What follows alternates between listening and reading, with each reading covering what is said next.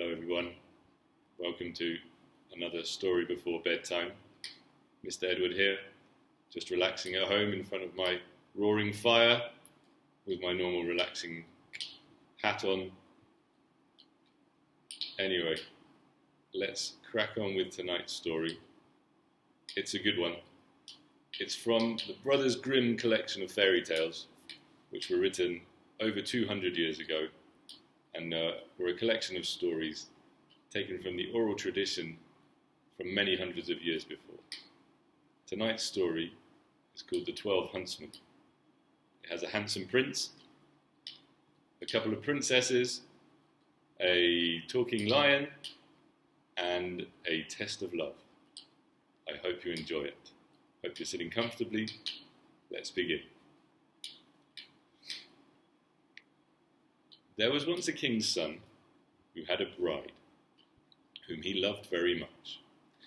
And when he was sitting beside her, and very happy, news came that his father lay sick unto death, and desired to see him once again before his end.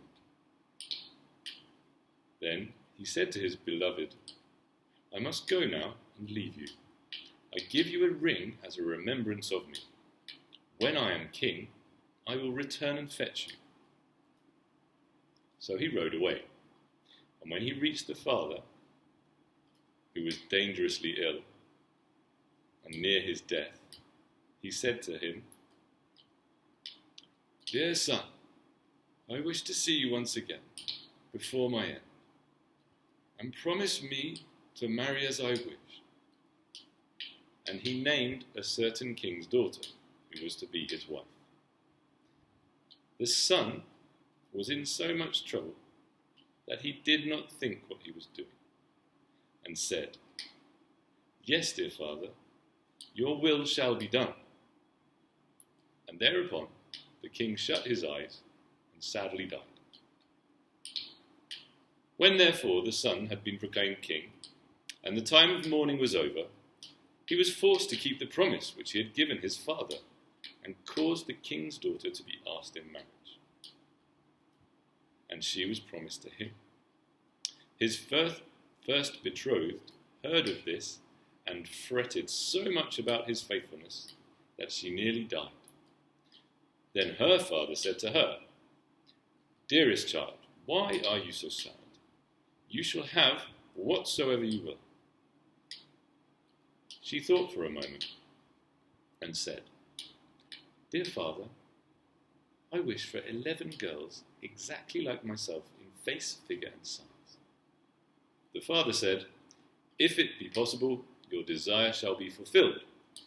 And he caused a search to be made in his whole kingdom until 11 young maidens were found who exactly resembled his daughter in face, figure, and size. When they came to the king's daughter, she had 12 suits of huntsman's clothes made, all alike. And the 11 maidens had to put on the huntsman's clothes, and she herself put on the 12th suit. Thereupon she took leave of her father, and rode away with them. And they rode to the court of her former betrothed, whom she loved so dearly. Then she asked if he required any huntsmen, and if he would take all of them into his service. The king looked at her, and he did not know her.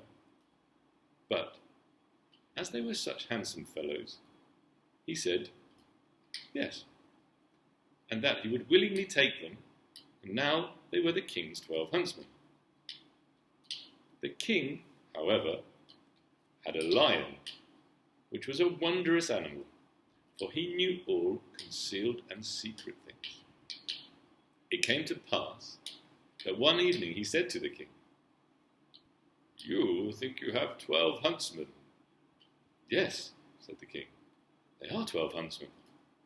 The lion continued, You are mistaken. They are 12 girls. The king said, That cannot be true. How will you prove that to me? Oh, just let some peas be strewn in the antechamber, answered the lion, and then you will soon see. Men have a firm step, and when they walk over peas, none of them stir. But girls trip and skip and drag their feet, and the peas roll about. The king was well pleased with the idea and caused the peas to be strewn. There was, however, a servant of the king's who favoured the huntsman, and when he heard that what they were going to do, and they were going to be put to a test, he went to them and repeated everything, and said, "The lion wants to make the king believe that you are girls." Then the king's daughter thanked him, and said to her maidens, "Show some strength, and step firmly on the peas." So, the next morning, when the king had the 12 huntsmen called before him, and they came into the antechamber where the peas were lying, they stepped so firmly on them, and had such a strong will, sure walk, and not one of the peas either rolled or stirred.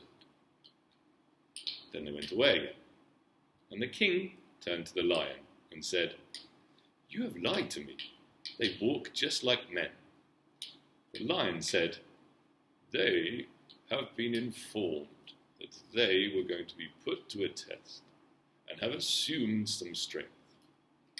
Just let 12 spinning wheels be brought into the antechamber, and they will go to them and be pleased with them, and that is what no man would do." The king liked the advice, and had all the spinning wheels placed in the antechamber. But again, the servant, who was well disposed to the huntsman, went to them and disclosed the project. So, when they were alone, the king's daughter said to the 11 girls, "Show some constraint again, and do not look around at the spinning wheels." And the next morning, when the king had his 12 huntsmen summoned, they went through the antechamber, and never once looked at the spinning wheels. Then the king again said to the lion, "You have deceived me. They are men, for they have not looked at the spinning wheels." The lion replied, "They have restrained themselves." The king, however, would no longer believe the lion. The 12 huntsmen always followed the king to the chase, and his liking for them continually increased. Now it came to pass that once they were out hunting, news came that the king's bride was approaching. When the true bride heard that, it hurt her so much that her heart was almost broken, and she fell fainting to the ground. The king thought that something had happened to his dear huntsman, ran up to him, wanted to help, and drew off his glove. Then he saw the ring which he had given to his first bride, and when he looked into her face, he recognized her.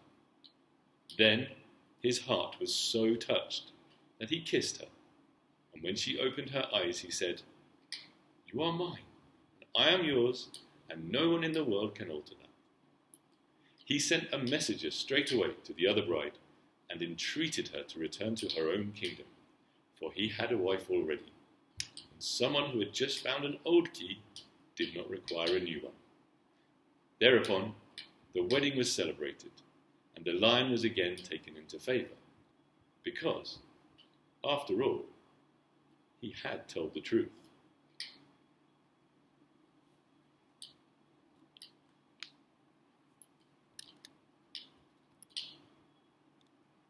I hope you enjoyed my short story before bed. See everybody another time. Bye for now.